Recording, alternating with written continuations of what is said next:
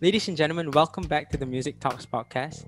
I am Bobby Rose, and today I'm going to be interviewing a friend of mine that was studying and working in audio production. And if you recognize his voice, it's probably because you were listening to an earlier episode of an audio-only episode of this podcast. Thank you to you, by the way, for listening to that. And he's back today just to answer some technology-related, like music production or audio production related questions, which I always go to him when there's a discussion, dispute, fights, generally debates. Let's put it debates. Ladies and gentlemen, with me I have today Mr. Oh wait, is it still Your Majesty? Your Majesty, Hazziq Aizzat. Ladies and gentlemen, Mr. Hey, Hazziq Aizzat.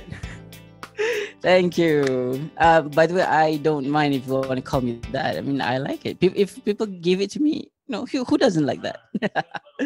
Did you step down from royalty recently? No. I wish. So how you been, man? How you been this past few months since we last spoke? I've been good.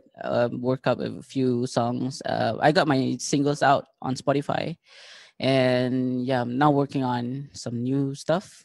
Yeah, so hopefully by next 2 months. Yeah. Okay, very quick. I just remember it just popped out at the top of my head. How do I pronounce that? MI2TY. Is it Misty? Yeah, it's Misty. So it's kind of like all of these artists have their own artist names, and they have that art kind of thing. So I just want to go out and venture into the world, and this is like a persona of me. So kind of like that for now. Yeah.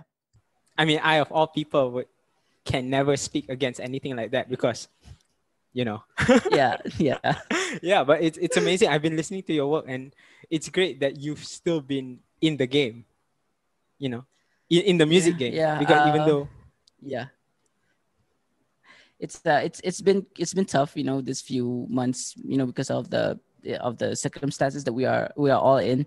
But when life gives you lemons, I guess.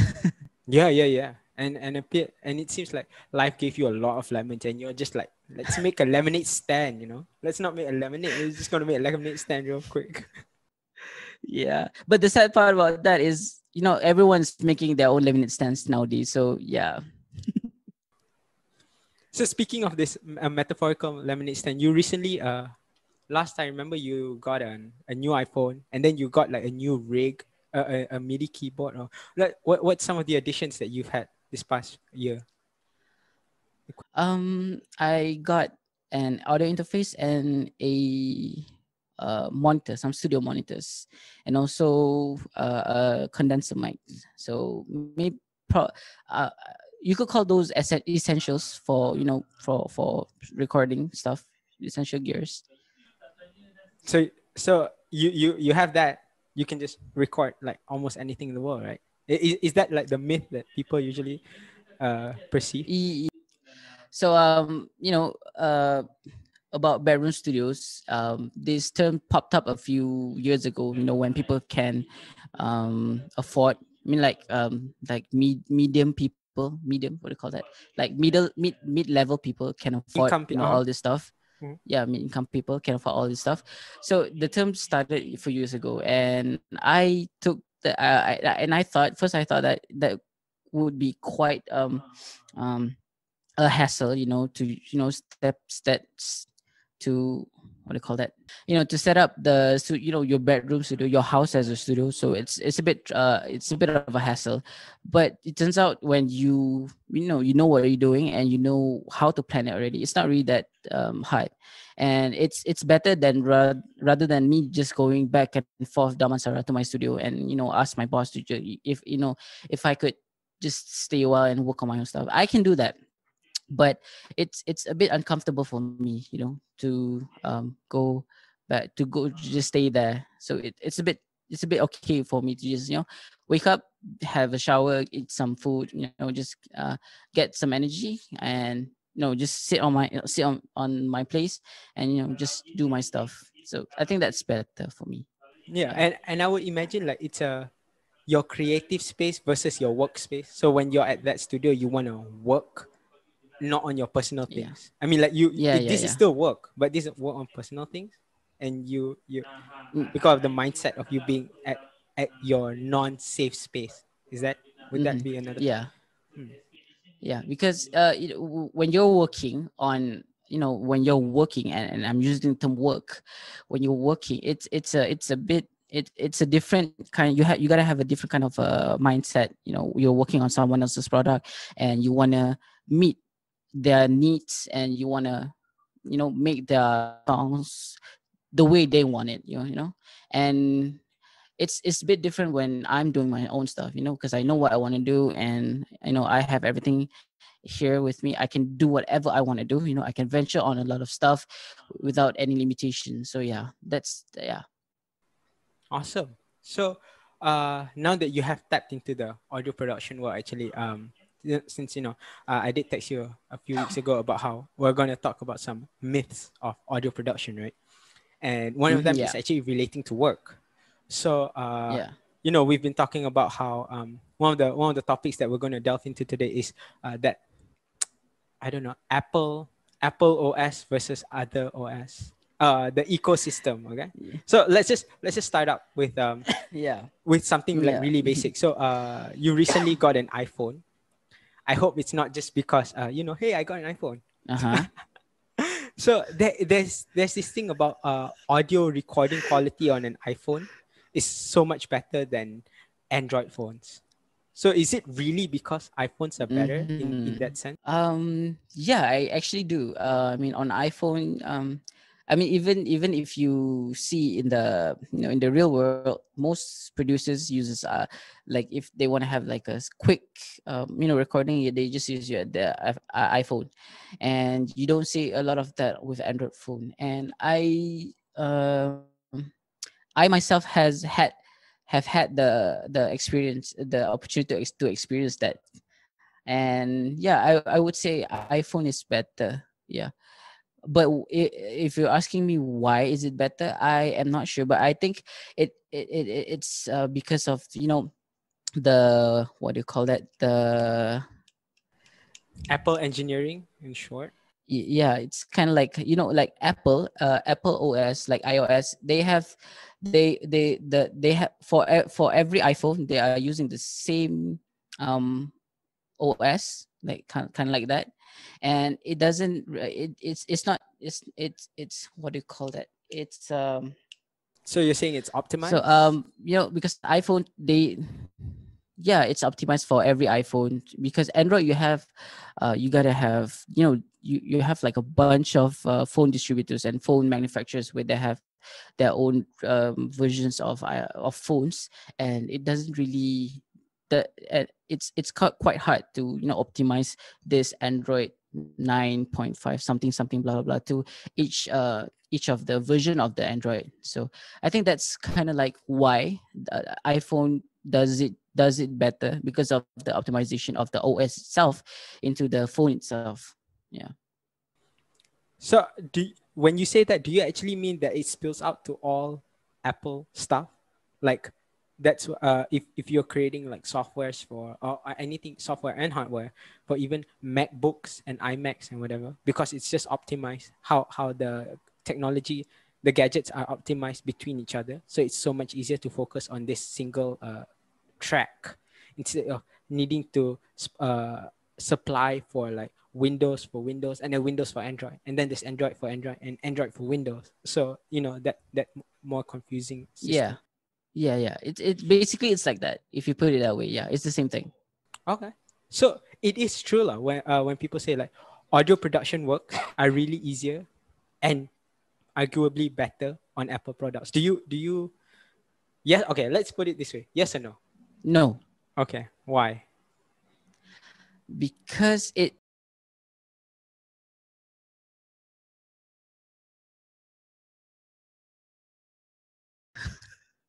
yeah, because there are, if I mean, how to put this, if you have a really powerful Windows laptop, or a really powerful Android phone, a flagship phone, you could get the same result as like a 2 or 3 years old iPhone, which is, I would say, it's like the limit is here. Um, for the flagship phone, for the flagship Android phone, but you can get the same amount of quality on like a 2 or 3 years iPhone, but that's the limit. Even if you have a powerful iPhone, that is just the limit. So, like I said, it's not better. It's just like, um, it depends. Okay, you have that, you have that limit. You can't go further than that. Even if you have the latest iPhone, or yeah, it's basically the same quality for now. Okay, that's fair. Yeah. Now let's not look at phones, like specifically on phone. What about the laptop side, the PC side? Because you did say like a 2 3 year old gadget Oh yeah, the. phone would be as strong as an flagship Mhm, Android phone today, right? But what about like laptops? Because I do mhm. know in my mind like that craziness behind the M1 Max nowadays, the MacBook Air, the MacBook Pro 2020. But I mean like benchmarks aside, you could get something around the same scores with the same clock speed, the same writing speed of your SSD, same loading time. Maybe you can't run like the Apple softwares and so on. So is that really important? And is that something that people should be paying attention to in your line of work? Yes, they should be paying attention on that, but it depends. Like I said, it depends on what kind of DAW you're using, what kind of gear you're using, what kind of songs you're using, because what kind of songs you're making, because I know it's kind of a myth out there, but it's never really been proven yet. I mean, like really proven, but some DAWs are better to do with this kind of music, but some are better to do with this kind of music, and it's better in terms of, you could say, the workflow, or the, the types of plugins you want to use in that. So it differs for these two sides, Apple versus Windows. Yeah. So, like I said, it depends on what you want to do. So, but yeah, you should definitely pay attention to all of this, because technology is, advancing. So you have to, take part in this and all of this stuff, to, make your work better, to improve your work and your work quality. Yeah. Also like speed and productivity, right? Yeah, of Because course, when of course. Yeah. But what takes precedence? What technology you're comfortable with, or learning something new so that you can improve your speed? Because I always feel like it's always a fight between for example, I can edit one video for a whole week. I can edit a whole podcast video for a whole week on my laptop. But then I can do the same video for 3 days maybe on a MacBook or on iMac or what have you. But I have to you know, buy a new gadget instead of relying on my same laptop. And B, I have to learn the new ecosystem. I have to really get through this door. So, is that something people should prioritize when they're going to this field? Or another possibility is, are you just saying that when they have a Windows laptop, they should work on a Windows laptop? Then they go to work, they have an iMac, they just get on that iMac. Is that a better idea? Yeah, I think the latter is a better idea, because you should, just to, you gotta have your of course, you have to have your comfortable workplace, for you to, have better workflow, where everything is. But doesn't if you can do it on something, if you can do it, but if the quality is better, but you have to increase your effort, I would say just go for it. Increase your effort. Just take the extra mile if you can get a better quality. But in terms of, if you should just be comfortable with what you have right now, and you shouldn't really go, like, if like, for me, I am comfortable with using Windows, but I'm not saying that I can't, and I'm not saying that I'm good at Apple products, like using Mac and stuff. I can use it, but depends. If I only have that, personally, I would go for it. But if I have the option to, use my laptop, my own stuff, I would personally go for my own things. Yeah. Ah, right, right, right. That's true. Okay, so one last question about this. um, you did say that it depends on the softwares you use, the plugin you use, the DAWs, right? I'm just like looking into specifically those, like how do you decide if different DAWs have their own special utility, special functions, special features that differs from each other, right? And you wanna say that, okay, this one works for me. Ableton right here works for me. Logic not so much. Is there somebody that actually, or is it just something that you learn over time?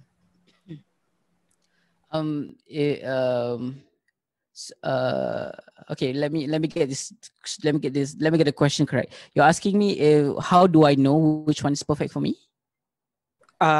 Is there such thing as there is the perfect DAW? Yeah, I think that's a better ah question. um okay, no, there's no such thing as a perfect DAW. And because of why I say that is because um for each DAW you have the same functionality. So you want to record, you want to do some MIDI stuff, you want to mix, you want to master. So everything is in every, no, I mean most reputable DAWs, they have that kind of functionality. The And fundamentals. why, yeah, the fundamentals, yes. What makes them different is, like I said before, it's the workflow, it's the type of plugin that you want to use. And there is no such thing as a perfect, because it depends on there's this kind of if you search it on the internet, there's a lot of opinions where they say FL Studio, the one that I'm using, is Yeah. good for hip hop and EDM, and Ableton is good for Rock ish. EDM, also Yeah, rock, orchestra yeah, work. kind of like that, or pop, yeah. And Logic is like for orchestral, because the instruments in there are a lot better. Yeah. And I would say, yeah, I would agree with those opinions, but it doesn't really make it it doesn't really make it this deciding factor for why people should go there. Because like if you want better orchestral on FL Studio, you can just get a plugin. You can just get another plugin, Yeah. or you can mix those tracks. You know, Mm-hmm. you add some reverb. Which one you can manipulate the sounds in every way you can in each DAW. So there's no such thing as a perfect DAW. It's the way you use it. Yeah. That's true. That's true. Yeah. And adding on to your point, um, especially when you're in the space, right? You can invest on samples. Like that's the idea of the business. Like you make Yes. the samples. Like you make this amazing cello sample. Okay, I'm just gonna get it from you because I like the way yours sound, even though my Logic or my Ableton has this. Yeah. I guess in that sense, Yeah. yeah, Yeah. Just that like that. that would bring about the completion of the audio production circle even further, if that makes sense. Yeah. Yeah. Yeah. So now that we're on this discussion, right? Let's talk about like not only Apple that we can. Sorry, I keep saying Apple a lot. Not only Apple, Windows, and Android and whatever. Let's talk about like equipment in general. I did show you Hmm. uh there are possibilities of somebody just going to a shop, buying a Behringer for like 200, 300 ringgit microphones. And I'm not going to tell you what my microphone is because I'm not going to waste your time. But then you can go to somewhere else and just get like a 30 ringgit, 40 ringgit microphone. So uh let me ask you a basic question, like what's the difference between those, that price point, and is expensive equipment actually necessary? Okay. There are a few school of thoughts on this topic, this kind of topic, and I'm just gonna tell you mine, what I think about it. Um, okay. So the question is, to paraphrase your question, should you or should you not pay attention to the differences in the price point, and does it make a difference? Is that right? Okay. Now, about the price point, it's just about the budget. So what kind of budget do you have?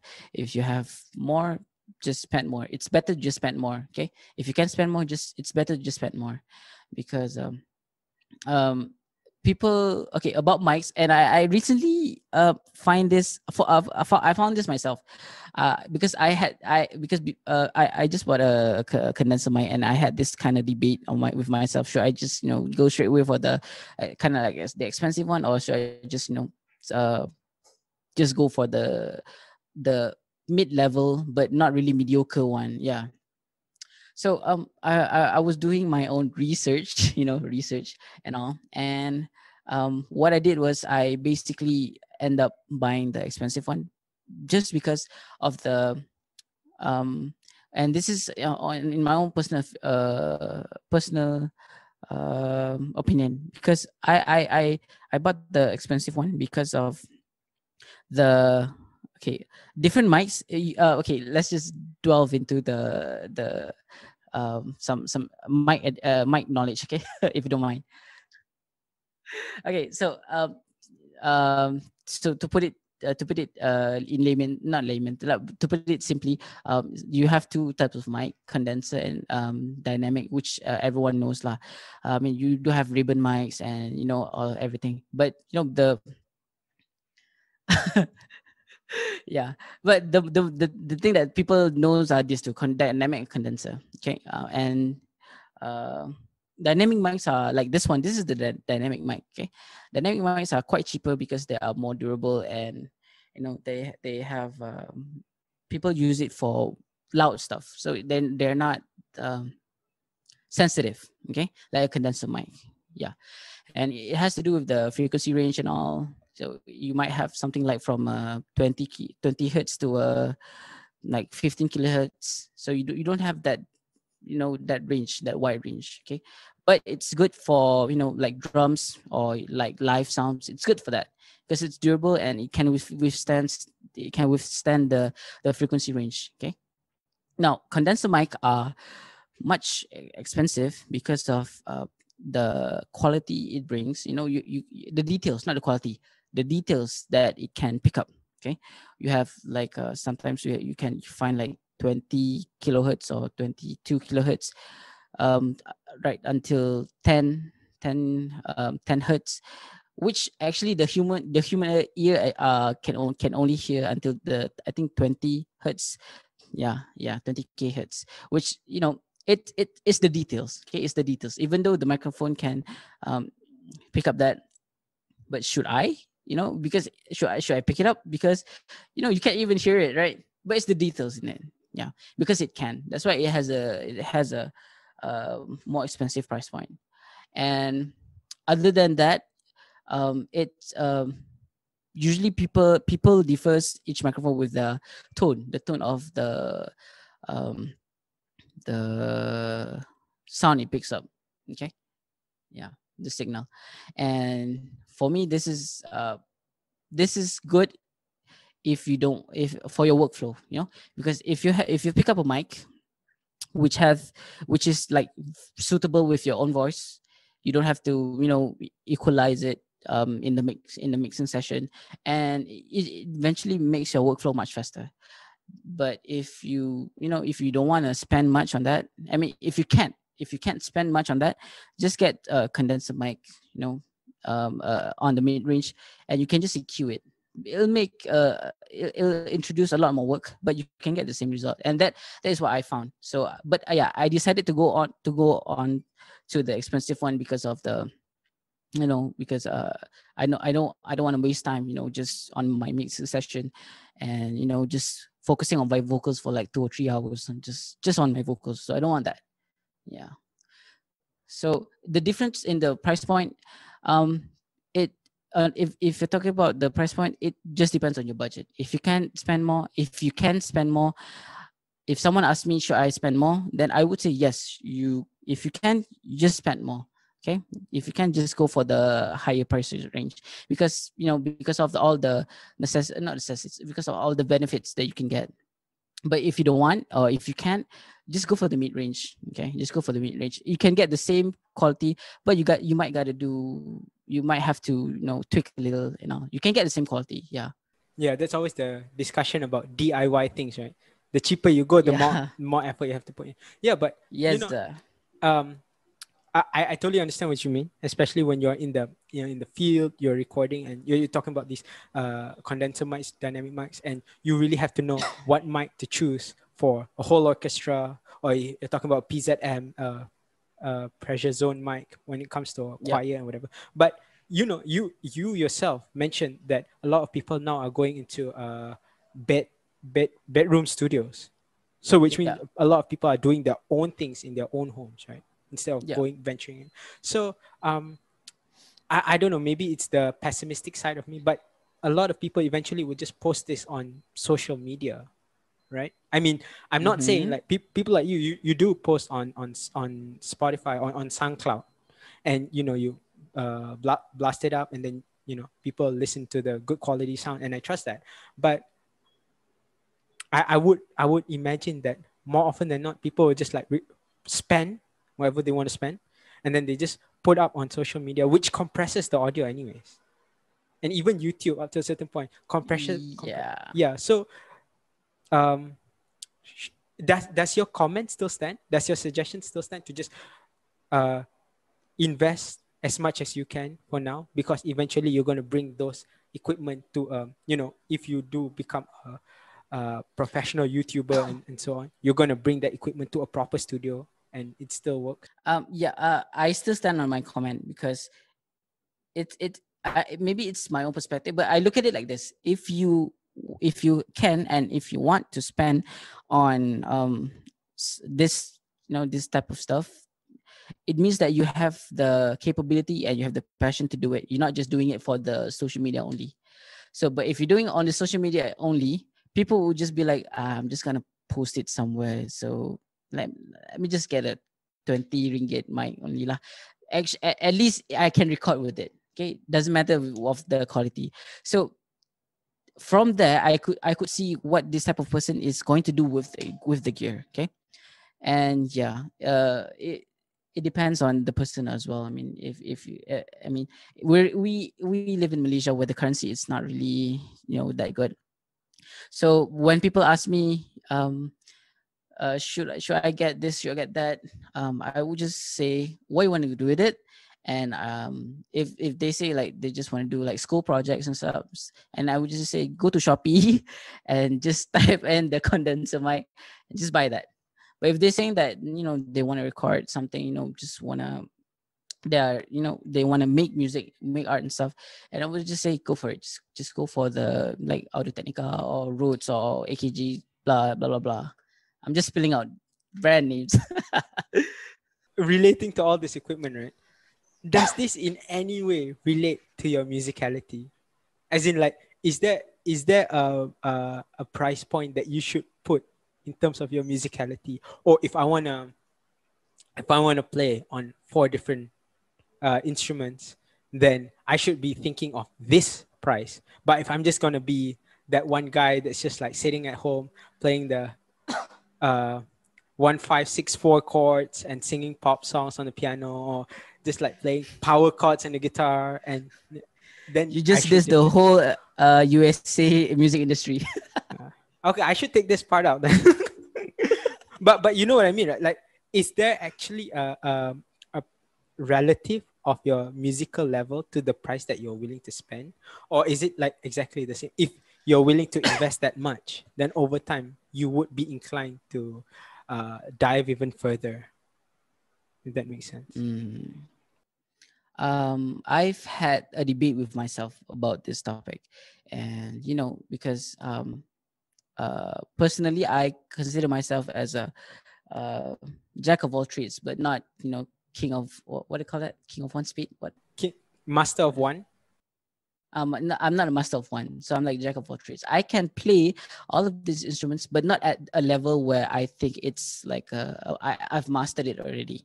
Okay, so for me, I have my own preferences, and I should spend at least at this much. Like for my guitar, I should spend you know how much, because I'm not gonna play it like, I'm not gonna shred it like like John Petrucci and stuff. So yeah, if you think that you want to spend much, and okay, there's this one opinion all over the internet. if I get a $3,000 ESP guitar, will I play like like John Petrucci? Uh-huh. Yeah. And most of the time people would say no. Okay, no. I like how Just a most straight of the no. time, because there is still that, I don't know, 10% that say yeah. Yeah. um yeah, if you want to improve on your musicality, just try and spend, if you can, try and spend up to a point that you think you can improve on, because it's much of a hassle, when you play on a 100 ringgit guitar, and then you can play already, and you have to buy another guitar, so that's quite of a hassle.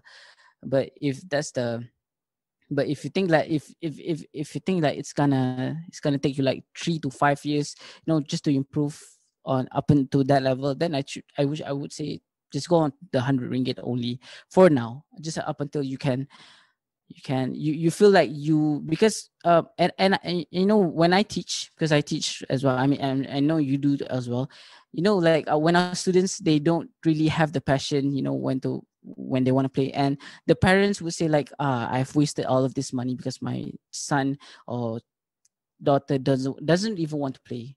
So yeah, in terms of gears, just spend on, for me lah, this is my personal opinion, just spend on your level first.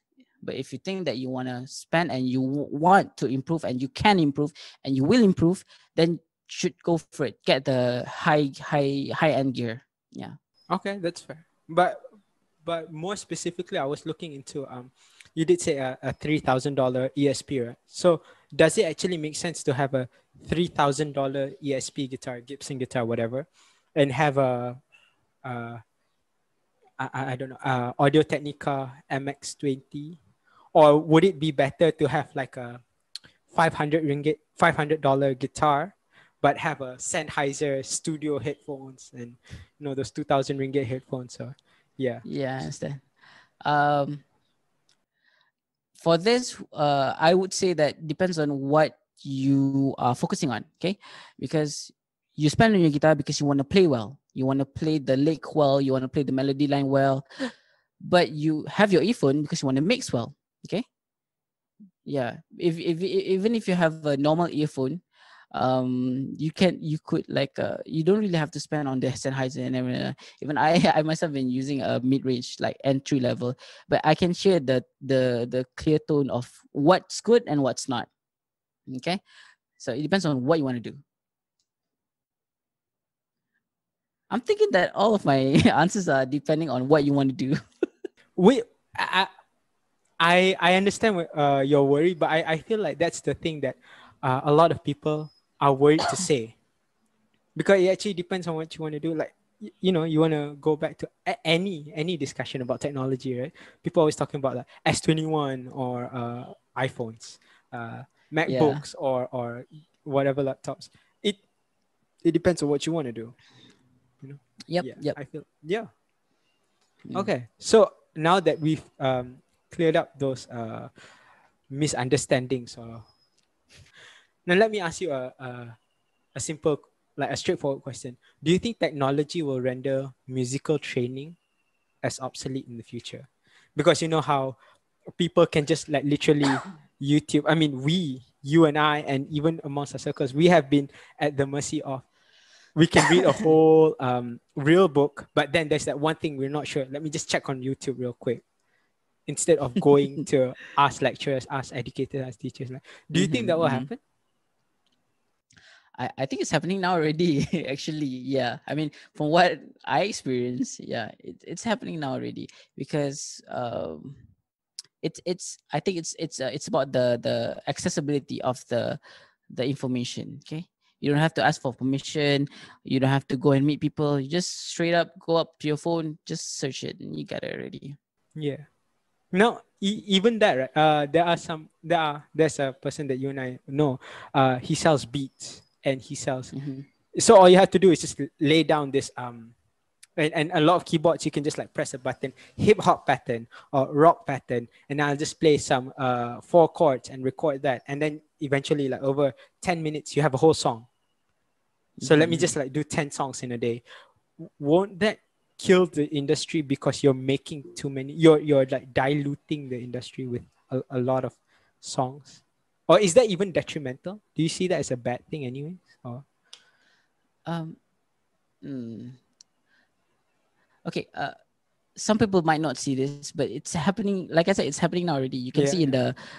the mainstream music, especially in the US, all of this Post Malone stuff. Sorry. Yeah, he's not gonna I'll listen to censor this, that right? out. Don't worry about it. But yeah, I mean, if I've been following a YouTube series by Genius. It's called Deconstructed, Okay. and Yeah. it's a like a documentary of how producers, how they do how they do those top hits songs. And most of them, I say most because there are some who play the instruments. Mhm. And yeah, like I said, most of them, just like what you said, like just press on the keyboard and there you go, you have all this.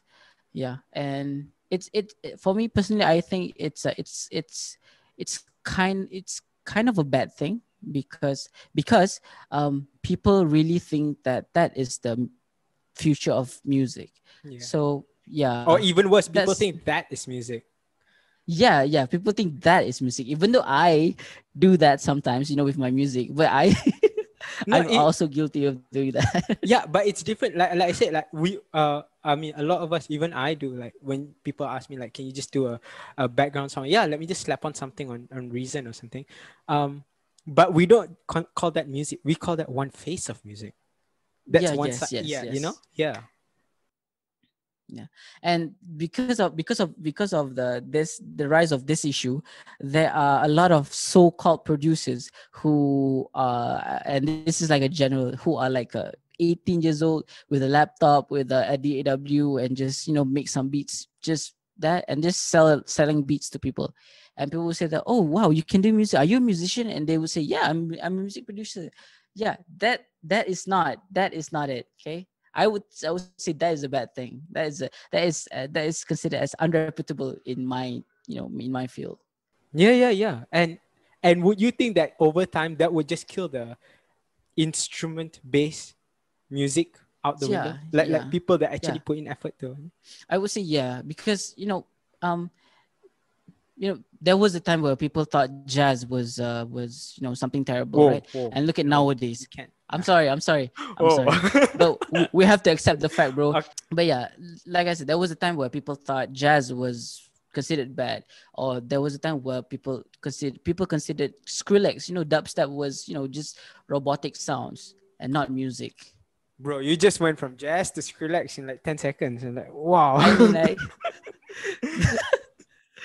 yeah, but yeah, like I said, you know, it's it it's an evolving culture. I know we have to evolve, but music is something made by man, to and it's like a part of a nature. It's like part of our nature. Okay, we hear stuff, and it influences us, our psychology, our mental. Sometimes, I mean, you know it, right?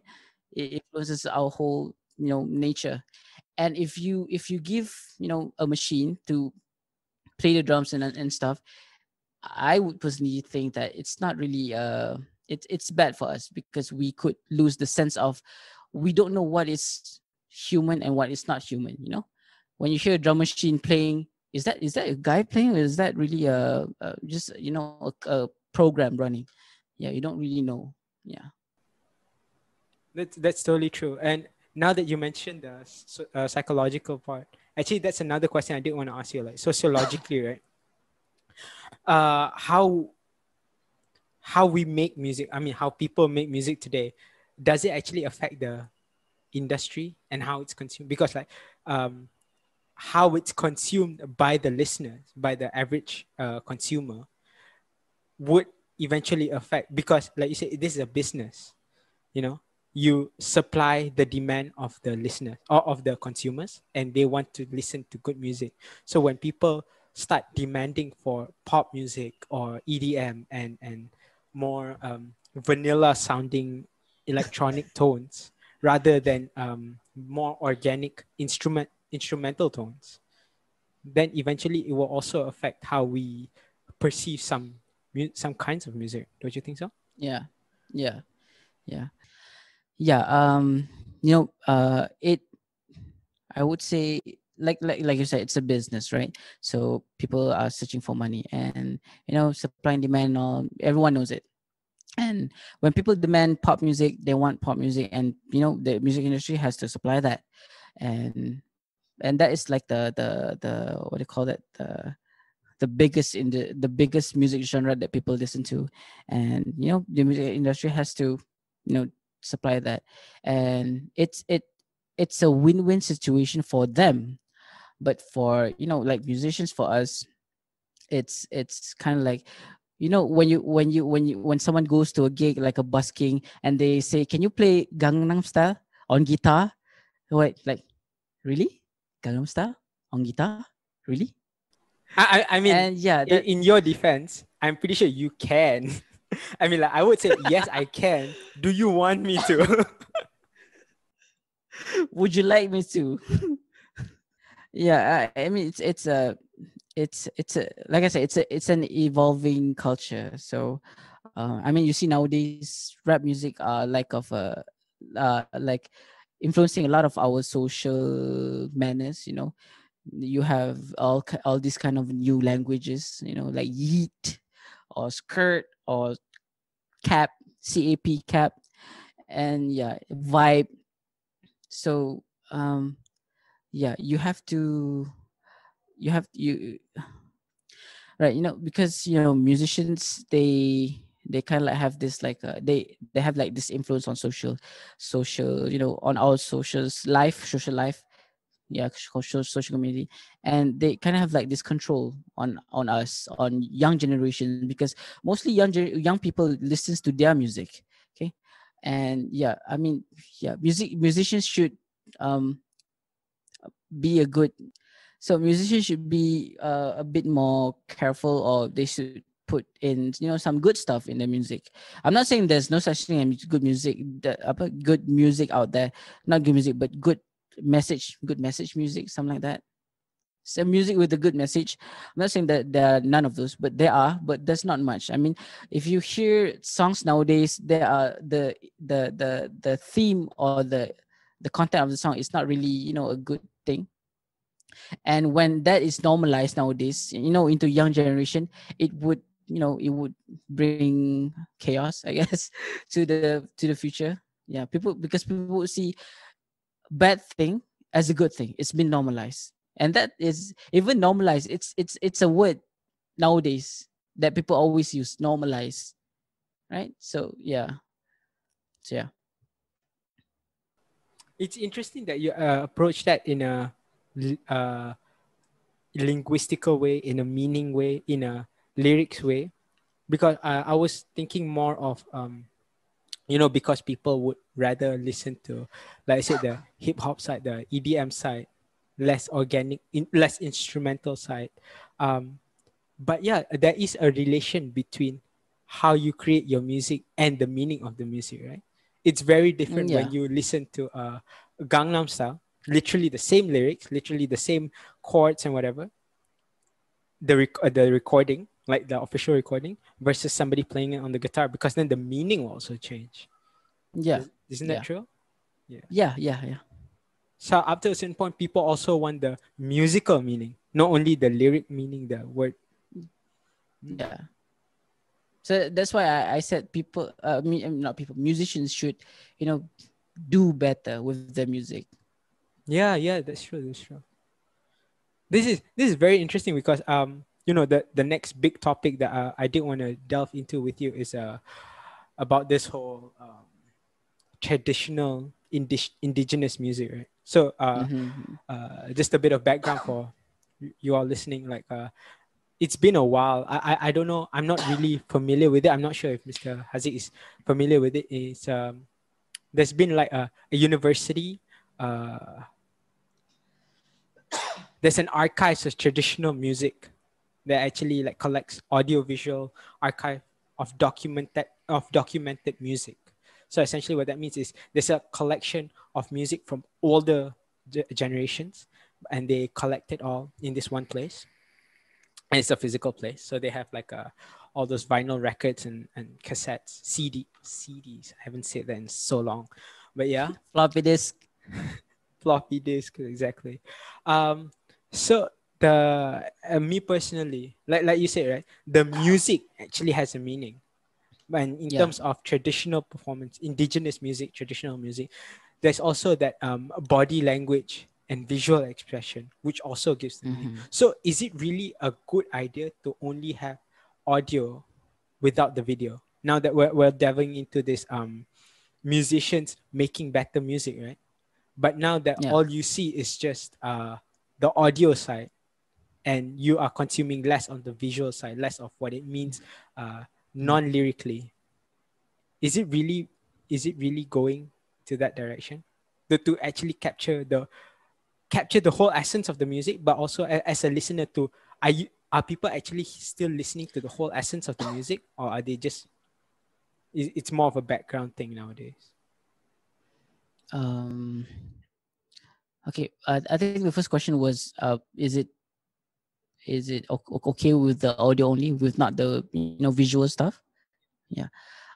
Personally, I would say about traditional music and indigenous music, I think it's best to capture the whole essence of what they want to portray with both things. I mean, because what I learned is that music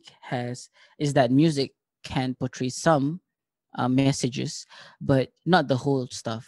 And you gotta have like visual stuff, because humans, there are two types of humans, right? I think there are visual learners, and there are people who learn by reading, or like, yeah. So I think the best way to capture what the message of the the ritual, I would say ritual, or yeah, of the traditional and indigenous music is to have both audio and video. And your next question, I think, was is it is audio is mu- you know is audio is considered as something that people listen to, or is it just like a background nowadays? Is it? Yeah, because Yeah. I was trying to relate how you were talking about like musicians should do better in terms of making music, right? But then there's also the other side of traditional music. You technically you can't change. You know what I Mm-hmm, mean? mm-hmm, Yeah. yeah. Yeah. I mean, okay. About this, I think it depends on the person. See, depends. That's the word of the day. Depends. I mean, like, sometimes people hear music to relate to something, to feel something.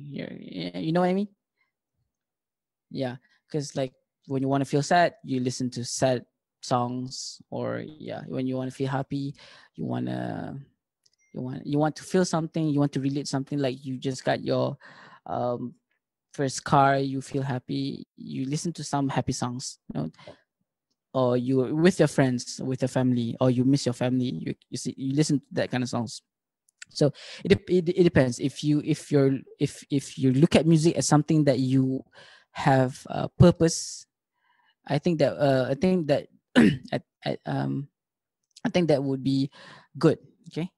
But there are a few times where even me myself, I just put on the music while I drive, just to pass, just to make the situation, just like unboring, just like a background thing, so that I have something to focus on, but not really focusing on, but something to let my mind go off.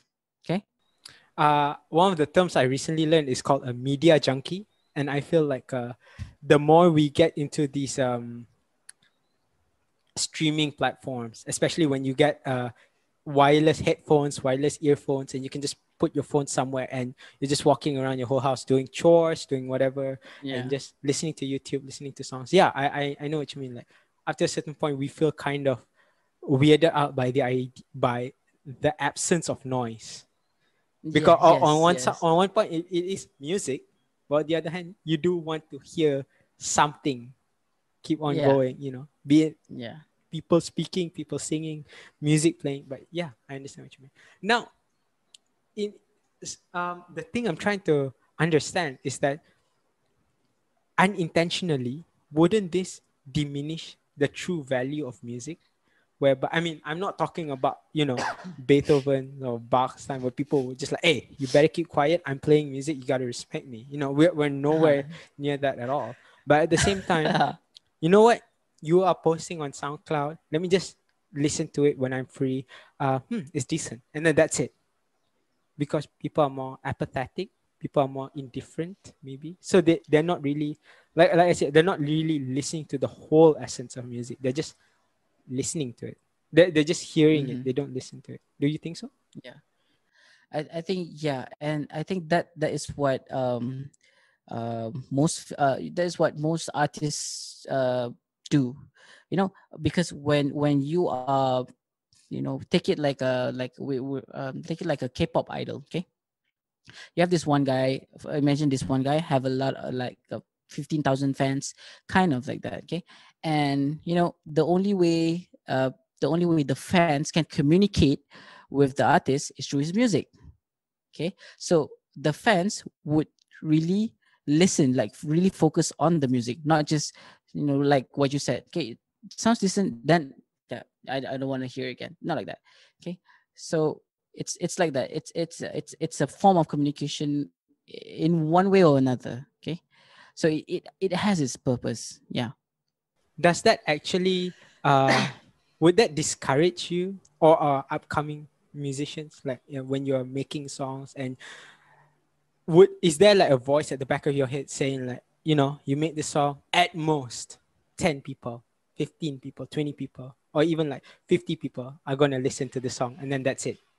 Would people be discouraged in the future to? um yeah, I think that would be a factor why people would be discouraged, to pursue music because of this. But if you, and even I do have it myself. I mean, as a musician, we always have this kind of like mindset where I can't play today. Like, you have one of those days that will be like, I suck at this. I shouldn't be a musician. What am I doing with my life? We are both just so sad right now. We just went from 100 to 0 like in 2 seconds. Yeah. Yeah, there are some days that we feel like we are the best fucker in this instrument, and I will play this in this fucking platform, and you will fucking hear it. I don't care. I don't give a damn. Right? Like, yeah. So there are those thoughts in my head, but I think it's a matter of perseverance, and I mean, um what was the saying? Rome was not built in a day. Yeah. So you could have a try and error. So yeah, I mean, if you really want to make this as a living, you gotta really be strong. You gotta really be strong. It's not, there's like little to none chance of you going viral in your first post ever.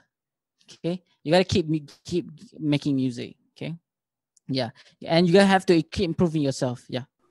Yeah, that's actually a very good advice for the upcoming generation. Now, just to like tie things all together, right? In terms Mm-hmm. of recording, it doesn't matter. Like you were talking about pop music, EDM music, any production song, any song that you're trying to produce, or even recording um, traditional indigenous music. Right? Actually, speaking of which, like recording a traditional indigenous music, is there actually a manner that people should go about it when if they enter your field through that perspective? Because we were talking about the whole traditional music, indigenous music, archiving and all, but I realized that we didn't really relate it to the technological side. So let's say there is somebody that wants to approach the audio production field from Mm-hmm. that background. Would Okay. that relate to Yeah. literally all that we were talking about? How people might just record for the social media. People should pay attention to this gadget, that equipment, this equipment, because it's essentially still music, right? Yeah, it's essentially the music, but the I think this I think this should refer to the quality of what you are making. I mean, because like if you come from a traditional or indigenous music and you want to make that kind of music through music technology, right? Yeah. I mean, when it doesn't really matter where you come from, jazz or classical or traditional or indigenous music, when you, I mean, the main thing that you want, why you want to venture into music technology or music production is because you want to produce your music, right?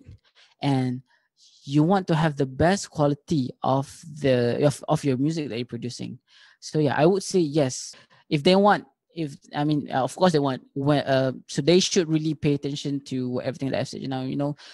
The evolution of technologies, all of the equipments, the software, the hardware, and all of the techniques. All the DAWs, and yeah, you have to get the best, not really the best, but you have to approach it in the best manner. Yeah, to record all of this. Yeah. Yeah, because I think, I guess you make a very good point whereby it's not really what you play, what you perform, what you're practicing that matters. Actually, specifically looking into the field of audio production, you're talking about everything else, everything that comes afterwards. Okay, now I've Yes. recorded it, I've done it, I've laid down the tracks, I've laid down the samples. What am I gonna do? Yeah, that's true. Yeah. All those nights of all those gruesome nights of mixing and mastering. Ugh. Yeah.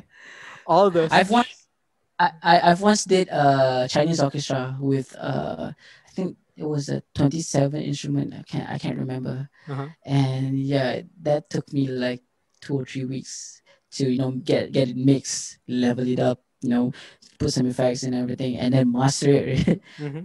Mixing sections was 2 weeks. Session mastering it was like 3 weeks, something like that. So yeah, it's yeah. And So is that yeah, I will normal say too? traditional music is quite hard. Yeah. It's normal. It's normal. Yeah, it's normal. I mean, when you want to have the best quality, Mm. because there are some days, and this is the reality. There are some days where you spend like 5 hours that night making these hits. Like you know that you hear it in your earphone and your monitors. You hear it. This is the best music that I've ever recorded, and then you wake up the next day and like, what the fuck is this shit? But yeah, there are some days.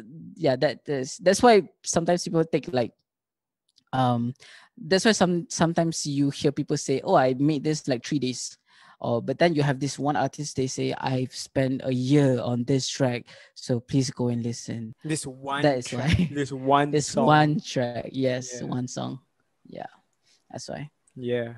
Actually, one of the questions that people actually ask me, and I find a hard time answering as well, personally answering as well, which might actually just conclude this whole discussion that we've been having, right? In terms of technology, in terms of the gadget, the software, the hardware. What is good? What is good mixing? What is good? Because I find that, especially that spending time with you and then spending time with other people in the audio production world, you can make something, a song, edit a song, mix a song. And I do that way. I think the ratio that we do is like 1 to 100. Like you do 100 of those and I only do one. And yet, when I do one, it's still possible. When you Yeah, do yeah. 90, 90 is good and 10 is possible. So, what is actually, how do you dictate when something is done, good, finished, and yeah. I Yeah. guess this is like the best way to like conclude all the, how do you know, okay, this is very good equipment. I'm done getting new like you said, microphones. You just got a new microphone, you just got a new MIDI keyboard. Okay, I'm not gonna spend any more on MIDI keyboard. Is that, would that day actually come for people like, I've got this really good MIDI keyboard, I got this amazing, what's that, Shure microphone that you're holding on to, that you have there, and Yeah, that's it. yeah. I'm not gonna spend, or does that just doesn't exist? There's no such thing as being done. For hardware, you mean? Both hardware and the things that you produce. Okay. For I'm just gonna start on the hardware first. Okay. The harsh reality is there's no such thing as being done with it. It's like it's basic human nature. Okay. always want more. We always want more. Yeah. And the thing is, there's a lot of producers I know who has like 3 or 4 MIDI keyboards, or like 3 or 4 mics, but they only use one mic, but they keep on buying stuff. And maybe they'll use like this keyboard for like 2 or 3 tracks, while the main keyboard is gonna be used for like 500 tracks, but they won't sell it. Yeah, yeah, They yeah. just have it. Yeah, they Yeah. just have it. So there's kind of like a satisfaction you get when you have new things, I guess. Yeah. It's basic human things, I guess. I don't know, maybe because I feel like that's normal for people. Yeah. Hmm. But on production wise, you asked me how do I dictate this is done, capiche, nothing, nada, this is it. Yeah.